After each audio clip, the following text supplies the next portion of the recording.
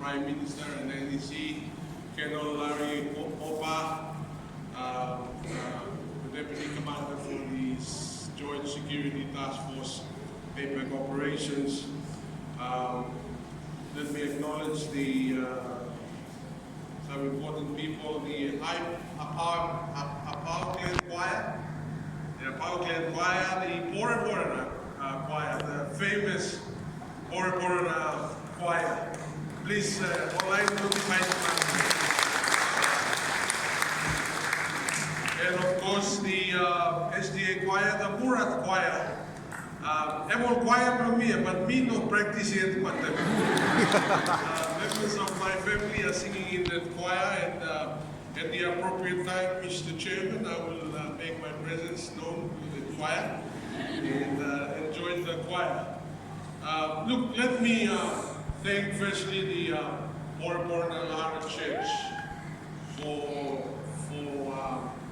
the opportunity to fellowship with the congregation and to share in the Thanksgiving service on behalf of the APEC team, the entire APEC team, the defense, the security team, represented here by Colonel Opa.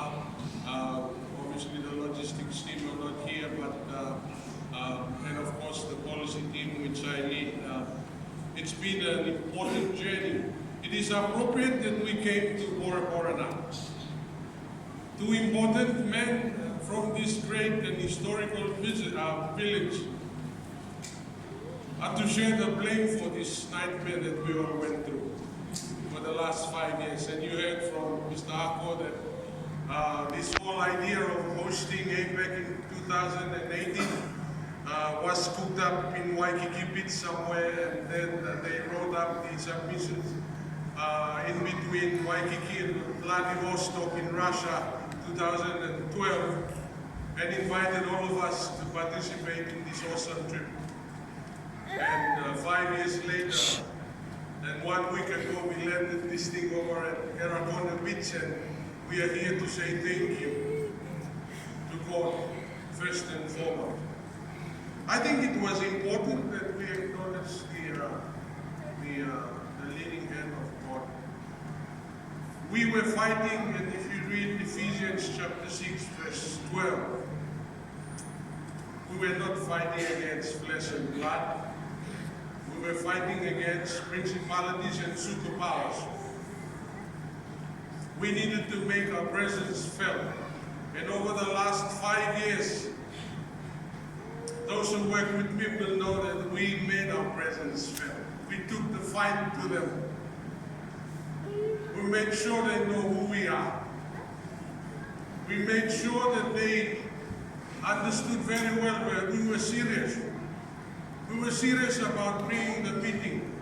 I remember one of the first conversations I had, the date is still fresh in my mind, 7th of February, 2013, one day after my 45th birthday, over in Jakarta. Just before the chairman ended the meeting, I put up the flag and I wanted the floor. And I think it was Lahmi or someone who gave me a script that I was required to read. And the script went something like this: PNG is going to tell the world in Bali in October that we were going to host. I had myself tell the others and myself that we were hosting in 2018. 5 years later, we've delivered. Let me say this: we have received and achieved all of what we wanted, everything, in the last 10 years of hosting. Over 300 meetings, a lot of agendas that we wanted to push forward, we achieved. We didn't get the declaration, and those of you who are familiar with the word consensus will know that consensus means getting 21 out of 21 goals. We got 20 out of 21.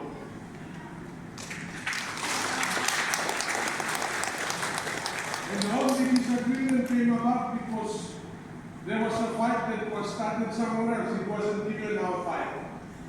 It belonged to two other people, and we had to referee the fight at the APEC House.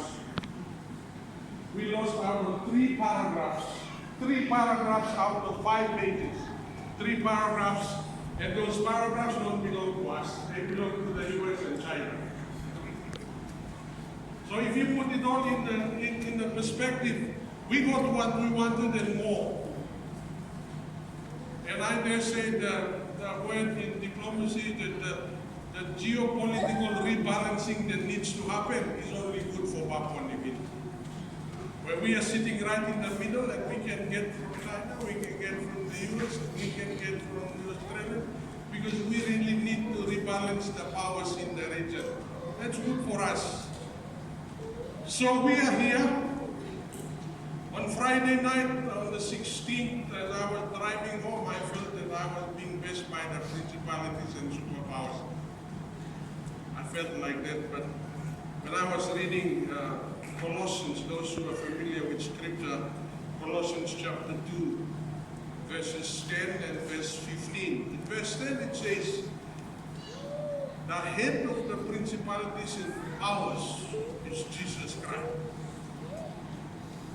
One read it. In verse 15 it says that the principalities and powers have been defeated on the cross.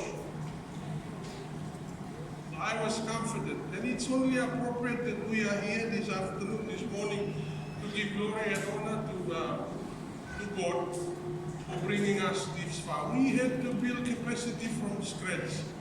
We had to remind ourselves continuously for the last 5 years that it can be done. And sometimes in the journey that we've been taking, particularly in the last couple of weeks, when social media was on fire, we felt like the Kumul's team without supporters. Because you know what? The Kumul's and us, we are doing the same thing. We are about building respect for our country. Whether it's in the sporting fields or in the conference rooms. And we felt that the Kumul's were getting more supporters than us in the conference rooms. But I'll tell you this. The team of Papua New Guineans, I have never seen a more dedicated team of Papua New Guineans who believe in this country and what we can offer. We took the fight to the Chinese on Friday night. It almost ended up in a physical confrontation. But God was good. In the process, we built so much respect for our country because we have so much to offer to the rest of the world.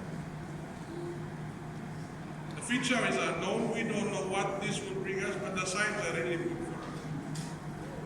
We remain positive. We remain hopeful that what we have done collectively, the security team, the logistic team, the policy team, what we have collectively done, the capacities that we have built, will last a lot longer than 2018. And it is only positive for this country. Before I wrap up, I just want to once again thank the church. It's so important that we end the play here because it started in those bedrooms and in those homes where our families and now those closest to us were on their knees praying for this to happen. And it's come and gone. We are excited about what the future holds. But for now, we need to give glory and thanks to God, because all wisdom comes from Him. Once again, thank you very much for hosting us here. We appreciate it. If I could just have members of my team, both security and policy and the government officers swear to be upstanding and give a big hand to the church.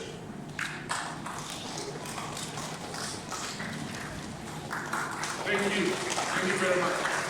God bless.